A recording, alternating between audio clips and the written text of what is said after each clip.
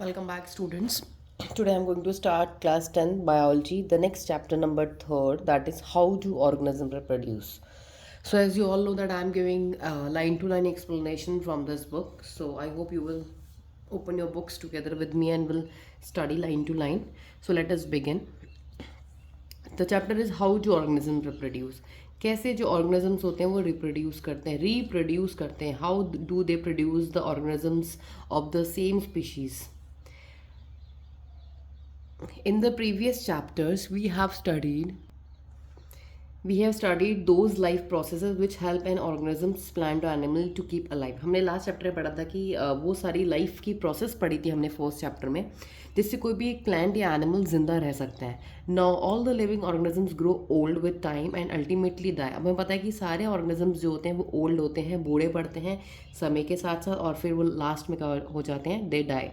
In fact, every living organism remains alive on this earth for a limited period of time and then dies. हम सबको पता है कि जितने भी ऑर्गेनिजम्स हैं वो सब इस धरती पे कुछ ही समय के लिए जिंदा रहते हैं, उसके बाद वो मर जाते हैं.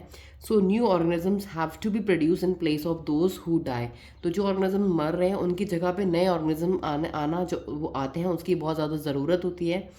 The production of new organism from the existing organism. तो इसीलिए जो प्रोडक्शन हो रहा है, एक नए ऑर्गेनिज्म धरती पे आ रहे हैं. कहाँ से आ रहे हैं? एग्जिस्टिंग, जो पहले से थे, of the same species is known as reproduction. So the production of new organism from the existing organism, जो एग्जिस्ट कर रहे हैं ऑर्गेनिज्म. सपोज ह्यूमन्स हैं, आपके पेरेंट्स हैं, उन्होंने रिप्रोडक्शन से रिप्रोड्यूस किए और ऑर्गेनिजम्स आए, न्यू जनरेशन आई. अब वो न्यू जनरेशन जो होगी वो फिर से रिप्रोड्यूस करेगी, उनकी नेक्स्ट जनरेशन आएगी. तो जो सेम स्पीशीज़ की जनरेशन तो आ रही है, जैसे ह्यूमंस के जो बेबीज़ हैं वो ह्यूमंस की तरह हैं, डॉग के बेबीज़ हैं वो डॉग की तरह है. In most simple words we can say that reproduction is the creation of new living things. तो हम कह सकते हैं कि रिप्रोडक्शन क्या है? क्रिएशन है न्यू लिविंग थिंग्स का from the existing living organisms, जो एग्जिस्ट कर रहे हैं वो जो धरती पर है. Actually, one of the most important characteristic of living organism is their ability to reproduce to more members of their species. जो सबसे अच्छी जो इम्पॉर्टेंट करेक्टरिस्टिक है जो लिविंग ऑर्गेनिज्म, लिविंग थिंग्स के पास जो सबसे अच्छी फीचर है वो ये है इनके पास कि वो रिप्रोड्यूस कर सकते हैं बहुत सारे मेंबर्स को अपनी ही स्पीशीज़ के. Reproduction is essential for the survival of the species on this earth. तो हम कह सकते हैं कि रिप्रोडक्शन क्यों ज़रूरी है? रिप्रोडक्शन इसलिए ज़रूरी है ताकि जो ऑर्गेनिजम्स हैं वो धरती पे सर्वाइव कर सकें, बिकॉज जो मर रहे हैं उनकी रिप्लेसमेंट में नए आते हैं, फिर वो मरते हैं, फिर अगेन नए आते हैं, और आपस में सारे ऑर्गेनिज्म एक दूसरे से क्या है? कोऑर्डिनेटेड है, कनेक्टेड है, लिंक्ड है, क्योंकि हर चीज़ से, हर ऑर्गेनिज्म को हर किसी और से अपने के लिए चीज़ें मिल रही हैं. So living organisms produce more organisms of their kind to maintain the life of their species on this earth. तो हम कह सकते हैं कि जो लिविंग ऑर्गेनिजम्स होते हैं वो और भी ऑर्गेनिजम्स को प्रोड्यूस करते हैं अपने ही तरह के, ताकि जो लाइफ में, जो धरती में जो स्पीशीज़ की जो लाइफ है वो मेंटेन रहे. The process of reproduction ensures continuity of life on earth. तो ये जो लाइन है ना, इसको अंडरलाइन कर लीजिए. ये लाइन क्या आंसर देती है कि why reproduction is important on earth. आप ये लिखेंगे टू मेंटेन या to ensure continuity of life, ताकि इस धरती पे लाइफ चलती रहे, लाइफ कभी भी स्टॉप ना हो, किसी के मरने से लाइफ स्टॉप ना हो. सपोज एक स्नेक डाई हो गया तो उसकी जगह पे और भी स्नेक पैदा हो जाएंगे वहाँ पे, क्योंकि ये सारा जो इकोसिस्टम हमारा जो चल रहा है, ये सब जितनी हमारी फूड चेन चल रही हैं, फूड वेब चल रही हैं, ये सब ऑर्गेनिजम्स के एक म्यूचुअल इंट्रैक्शन से ही चल रही हैं. For example, human beings produce by giving birth to babies. तो ह्यूमन बींग कैसे रिप्रोड्यूस करते हैं? बेबीज को बर्थ दे के, sons and daughter. These babies grow and ultimately become adult. फिर वही बेबीज ग्रो होते हैं, अडल्ट बनते हैं. So when the old parents die, जब ओल्ड पेरेंट्स मर जाते हैं, their sons and daughter keep living on this earth. पर उनके जो बच्चे हैं, सन्स या डॉटर, वो तभी भी धरती पे जिंदा रहते हैं. These sons and daughter also reproduce by giving birth to more babies. फिर इनके बच्चे रिप्रोड्यूस करके और बर्थ देते हैं, and the process goes on and on. Thus, reproduction by humans in being ensures that the human species will continue to exist on this earth for all the time to come. तो reproduction जो human beings जो कर रहे हैं वो ये ensure कर रहा है कि जो ह्यूमन की जो स्पीशीज़ है, ह्यूमन की जो स्पीशीज़ है वो अर्थ में कंटिन्यू रहे फॉर लॉन्ग. जब तक ये अर्थ चल रहा है तब तक उसकी स्पीशीज़ ह्यूमन्स की कंटिन्यू रहे from all time to come. This is why reproduction is important. So you can see the picture. There is a human baby, a woman given birth to 3 babies. Dog is there, reproduced by giving birth to puppies. Likewise, most of the plant reproduce by producing seeds to grow more plant. तो plants जो होते हैं वो बीज पैदा करते हैं ताकि उस बीज से और नए प्लांट्स ग्रो हों.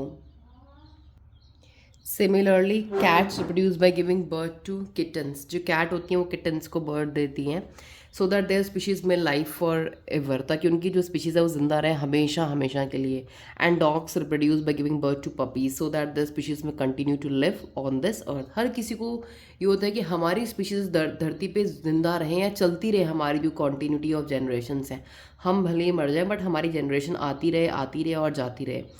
Most of the plants reproduce by producing seeds to grow more plants so that their species may continue to live on this earth. ज़्यादातर plants कैसे reproduce करते हैं? Plants क्या करते हैं? reproduce करते हैं, seeds बनाते हैं और वो seeds उनकी फिर जब भी हम उसे germinate करते हैं वो new plants बनाती हैं. It is clear from the above discussion that for a species of a plant or an animal to continue living on this earth, it must reproduce itself.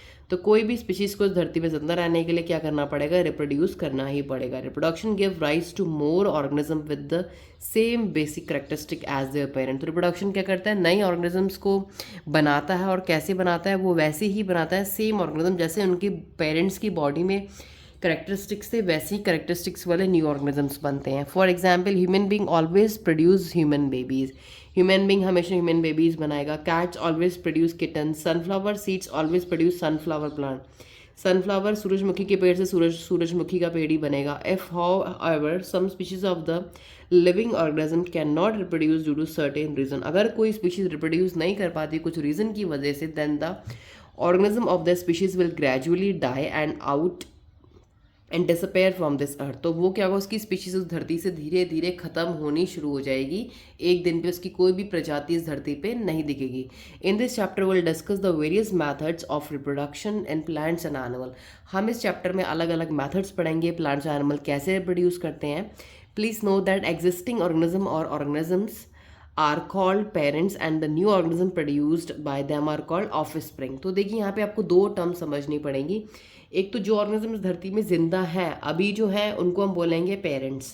उनसे जो नए ऑर्गेनिजम्स प्रोड्यूस होंगे, suppose आपके parents ने नए organisms produce करा आपको, तो आप क्या होगे? ऑफस्प्रिंग होगे. तो उनको हम बोलेंगे the new organism produced are known as offspring. For example, our father and mother are parents and we their children are called offspring. The parents or parents of our organisms can be animal as well as plants. ये common terms होगी plants और animals के लिए. Sometimes the word daughter is also used for offspring of an organism. कभी कभी हम word daughter भी use कर सकते हैं offspring के लिए. तो this is all about reproduction. क्या है कि किसी भी ऑर्गेनिज्म को बनाना, give rise to the organism with the same basic characteristics. तो वो होता है हमारा रिप्रोडक्शन. अब मैं आपको नेक्स्ट वीडियो में क्लियर करूंगी टाइप्स ऑफ रिप्रोडक्शन, कितने टाइप्स का. For example sexual and asexual, clear you in the detail. Thank you and stay tuned.